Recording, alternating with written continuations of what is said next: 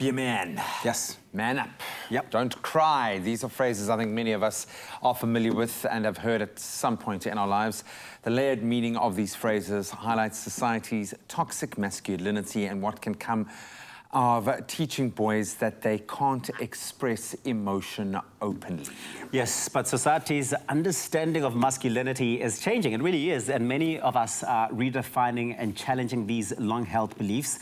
And in today's Ingram Skin session, one of our favorite social media personalities, or two of our favorite social media personalities, I'm talking about Lasizwe, Dambuza, and South African model and activist Sanele Xaba, join us to put manliness under the microscope and address the modern definition of what masculinity is. Gents, good morning. Morning. Morning.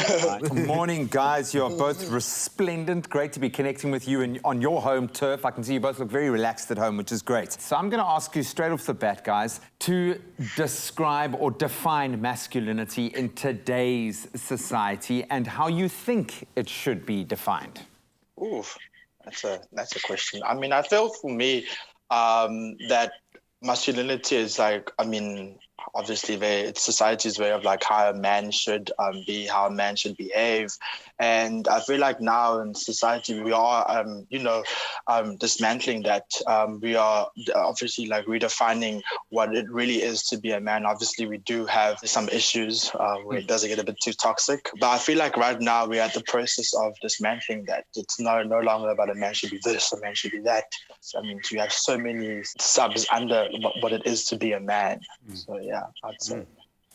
I think it goes without saying that all of us, or most of us, really have had different experiences growing up that shape the men that we become. Do you guys find that a male figure in your life has inspired you to become who you are today and shaped the man, the type of man that you are today? Lasizwe? I think for me, growing up, I didn't have any male figure. So, like, I don't know, like, shaping... It's tricky for me because, you know, this conversation for me, it just goes back to the point of, you know, we see from the television, the influence, the friends that we have and all of those things that impact the masculinity that you are today. Like for me, I am who I am today because of the people, my mother, my sister, you know, that have helped me groom me into the man I am today. And maybe there's something in that. I was also raised in an all-female family environment by predominantly my mom and my sister and my grandmother to an extent. And yeah. I think maybe we need a bit more of that energy at the moment in the South Africa that we kind of live in. That might be the answer. But let's bring it back home now to that personal journey, because something I think is changing within most of our kind of perception of ourselves and how we should be looking after ourselves. What does owning your skin and being brave in it mean to you? Maybe we can put that to you, Sanele. I just feel like just owning your skin is just being authentically yourself. I feel like sometimes we so focus on what society and what social media says how a man should be, and I feel like that is very detrimental to a person. I mean, society tell you like a man's supposed to have this type of body, and if you don't have this type of body, it doesn't mean you're not good enough. You're not. And in the modeling industry, that is the case. I mean, I think slowly they're redefining that, but that, you know, in the beginning when I started, it was about you need to have a six-pack, you need to have the chiseled stuff, and so you just had a bunch of people who were very insecure about how they look, and that's why you had people, you know, dipping cotton wool and olive oil and eating that because they're trying to suppress their body because they're told that they're too fat, and it was very.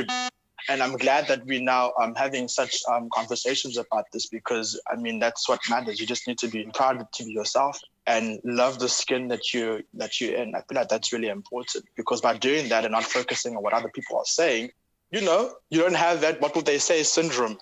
Yeah. And you can be happy. And you can be truly. And you can. True. I think it speaks to the fact that owning your skin is really so much more about what's on the inside and how you feel about yourself and how you put yourself across 100%. to those that you interact with or that you get to engage with, as opposed to how you look and how people expect you to look. But grooming is still very important for men, right? For the men of today.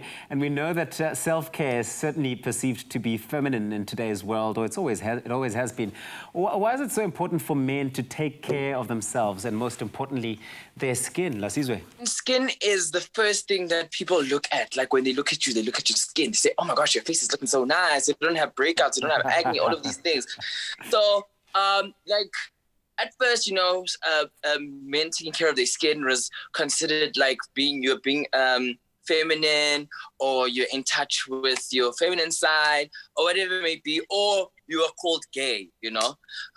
But then now, in modern society, you see your very masculine men at the salon doing a facial along with me, and it's very important to really take care of your skin, like, because it's the first thing you see. Like, I don't want to be kissing no one with ooh, chow, you know, or, you know, it's just a little bit ra-ta-ta-ta-ta. So I just want to make sure, like, your skin is like, it's how you present yourself. It's how, you know, when you're sitting in that job interview, that's how people look at you. They're like, oh, okay, he's got good skin, you know, plus he's got the qualifications. That means, you know, I could work with this person, you know. And skin is like a self-confidence booster. Because if you have great skin, you know, you feel great about yourself, and you're like, okay, I'm gonna conquer this. I'm gonna go in with the confidence. And that's, I think, a majority of what you need in your life is that confidence, and the confidence comes from your skin. I love where this conversation is going, but Sanele, what are some of your simple skincare tips for the everyday South African man?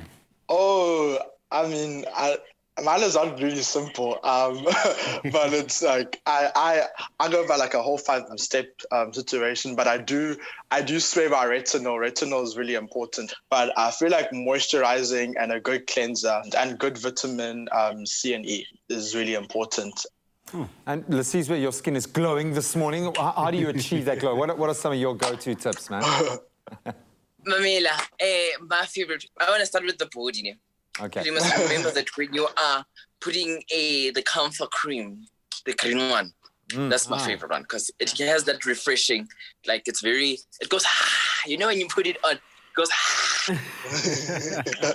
and then I like, for my face, what I use a lot is tissue oil, because it helps you generate new skin cells, and when you're exfoliating, you exfoliate the dead cell skins, and then you make sure that you glow like me, you know what I'm saying? And then a good cleanser, also a really, really good cleanser, just to wash in the morning and in the evening, and also just a moisturizer with sunscreen, Yes. sunblock,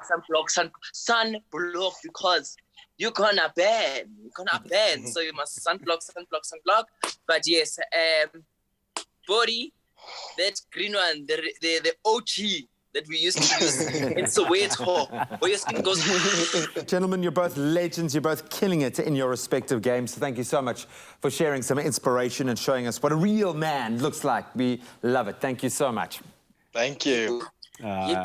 We look like this. This is us. Stunning chat. Thank you so much, Sanele Xaba, and of course, Lasizwe Dambuza. Now, for you at home, be sure to set your alarm for 5 p.m. on Thursday, this Thursday on SABC3. That's Afternoon Express, to catch another INGRAMS skin session where Palesa is going to be digging deeper into this topic. It's an important one. And of course, thanks to INGRAMS for this inspiring campaign, encouraging all of us to speak more openly about these issues. And we're joining them in telling South Africans that they can only embrace themselves and embrace their full being by recognizing that they only have one skin. And you've got to remember to nourish it and wear it bravely. So join the conversation by sharing your brave skin story with us. Comment on our Facebook post with the hashtags Ingrams and Your Skin, You're Brave. And you could stand a chance to win a 10,000 Rand cash prize. Really nice. And the opportunity for your story to be featured on the show. And boy, don't we need to hear more of that. So thanking our amazing guests one more time, and thanking you guys at home for living in your skin, wearing your skin. And don't forget, this is the OG, eh? That's the OG. That makes your skin goes.